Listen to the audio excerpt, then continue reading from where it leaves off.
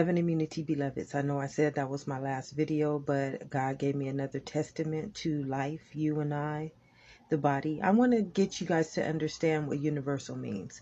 Universal means that it's just one thing creating all things. And this consciousness came to give life to this body.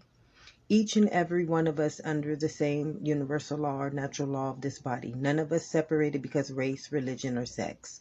Every last one of us under the authority, under the bloodline, and under the existence of this consciousness that formed itself into the body. We are not this body. We are not the name of this body. We are not the title of this body. We are not the sex of this body. We are the consciousness of this body. And what universal means is that this body all breathes in the same air. This body is born from the same blood. This body is the same body as every other body. That's what universal means. That means that all is one. And this body has a mind, like every other body has a mind. Every other body has a heart. Every other body has eyes. Every other body has nose. This is what I and my Father means in the Bible. Very simple, very wise, and very understanding. But not when you are taught from unconscious beings. And an unconscious being would teach you you are the body. An unconscious being would teach you you are the name. An unconscious being would teach you you are governed by this body.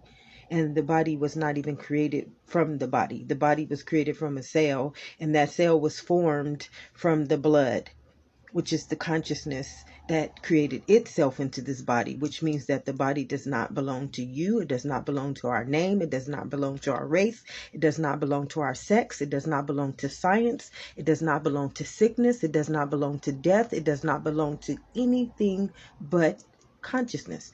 And consciousness is evolution, beloveds. It's one. It's universal. It's always going to breathe. It's always going to it's always going to birth, and it's always going to exist no matter what we believe, no matter what we do.